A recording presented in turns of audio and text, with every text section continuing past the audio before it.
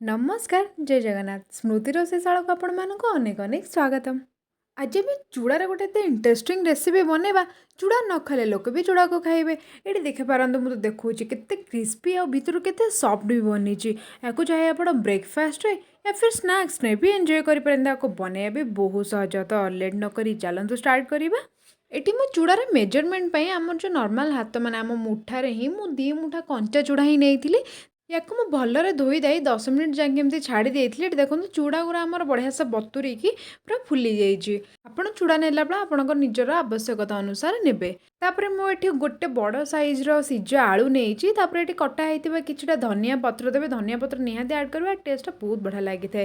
तापरे medium size रो पियाज को मेंदी चुन चुन करी काटी नेइची। आ आपण जतिके राग खाए पसंद करनते से अनुसार आपण लंका ऐड करिवे।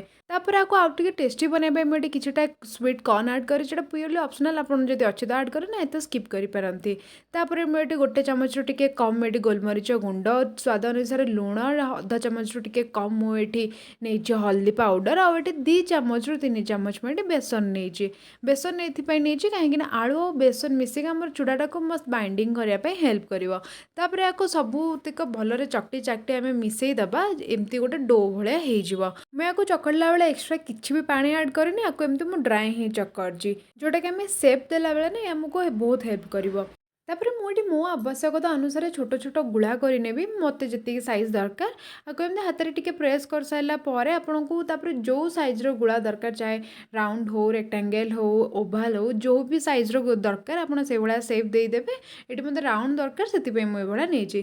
तो आप निज अकॉर्डिंग जो भी साइज दरकार जो भी सेप दरकार से भाया सेप और साइज नहीं कि आम ये चूड़ार सबुतिक टिक्की बनईक रेडी कर नवा।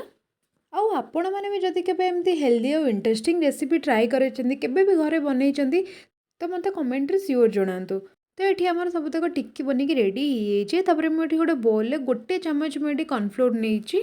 तो से मु 2 ରୁ 3 चामच मु पानी ऐड कर भलरे मिसई नबा। यहाँ आम जो कोट करवा आम टिक्कीटा को तापाई बहुत हेल्प करें। तो ये भलरे मिसीगला आपको ना अधिक पानिया करेंगे ना अधिक काठुआ करेंगे। बस गोटे चामच कॉर्नफ्लोर रे 3 चामच आप पानी ऐड करेंगे। तापर मुझे किछिटा पूरा चुनी चुनी दाना वाला जो सुजी थाए से सुजी मु नहीं। आप चाहिए या बदल ब्रेड क्रम्स हो कि आमर जो कॉर्नफ्लेक्स रो गुंड आपको भी यूज करें। तो याकू आम ये जो टिक्की बनईचे आमर प्रथम आम जो कॉर्नफ्लोर रो घोल बनई रखी थे से आम एमती डिप करदे। आपको चामच ही डिप करेंगे हाथ में डिप करेंगे ना तो आपको जो कोट करेंगे तो सबूतक सुजी ये हाथ में लगिज। तापर मुझे डिप कर सारापर एक्सट्रा जहाँ भी पानी अच्छी मुझे बाहर कर नौची।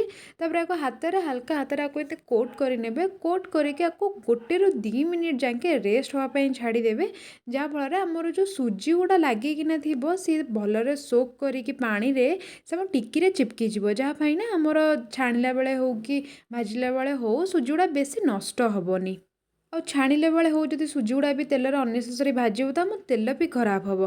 तो से आपड़ एमती टिके टाइम जाके रेस्ट पे छाड़देवे से ऑटोमेटिक सब सोक कर भलरे ता भीतर चिपकी जीव।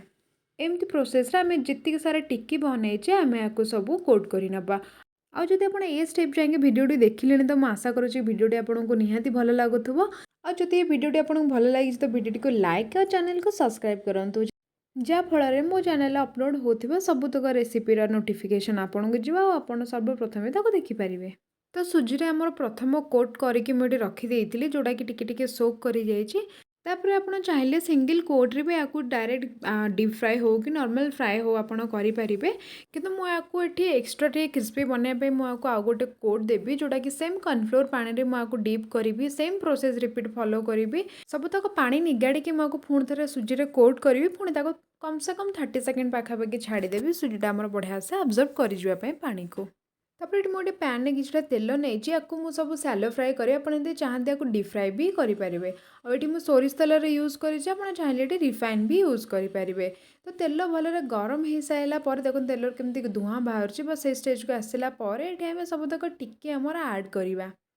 आप टिके ऐड कलापर पूरा केयरफुली ही ऐड करूँ कहीं सुजी भी हल्का हल्का टिके फुटी था तेल पड़ला तेल भी आमर बहुत गरम अच्छी तेणुक हाथ को बंचे आप बढ़िया से ऐड करेंगे।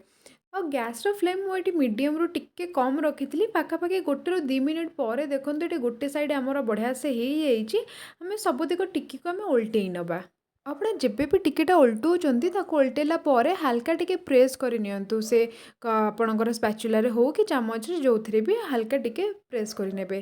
ତାପରେ 3ରୁ 4 ମିନିଟ୍ ପରେ ଦେଖନ୍ତୁ ଏଠି ଆମ ଟିକି ଗୁରା ବଢ଼ିଆ ସେ ଏଠି ହେଇଯାଇଛି। ଆମେ ଆକୁ ଏଠି ବାହାର କରିନବା।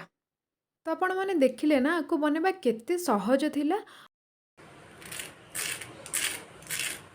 ଆପଣ ଏଇ ସାଉଣ୍ଡରୁ ହିଁ ଜାଣିପାରୁଥିବେ କି ଆମର ଟିକେଟା କେତେ କ୍ରିସ୍ପି ବନିଛି। ଆଉ ଭିତରୁ ତ ଏକଦମ ସଫ୍ଟ ବନିଛି। ଆକୁ ଖାଇବାକୁ ବହୁତ ଟେଷ୍ଟି ଲାଗେ। ବାହାରୁ କ୍ରିସ୍ପି ଭିତରୁ ସଫ୍ଟ। ଆପଣମାନେ ବି ଘରେ ଗୋଟେ ଥର ଆକୁ ଟ୍ରାଏ କରନ୍ତୁ। ଯଦି ଭଲ ଲାଗିଲା ତ ମୋତେ କମେଣ୍ଟରେ ଜଣାନ୍ତୁ। ଆଉ ଭିଡ଼ିଓଟିକୁ ଲାଇକ୍ ଆଉ ଚ୍ୟାନେଲ ସବସ୍କ୍ରାଇବ୍ କରନ୍ତୁ। ଜୟ ଜଗନ୍ନାଥ।